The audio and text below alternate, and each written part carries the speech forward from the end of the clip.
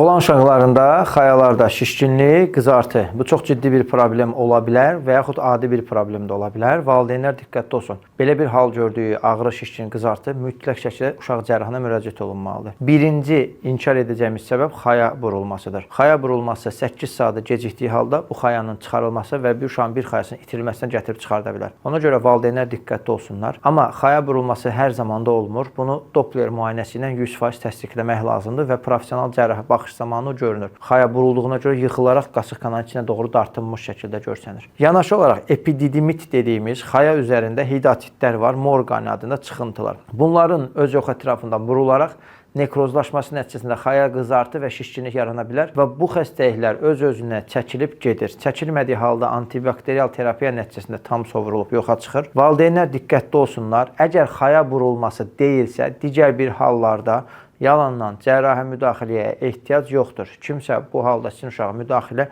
etməsin və ona görə əgər hansısa bir problem varsa, mütləq professionala göstərməniz tövsiyə olunur.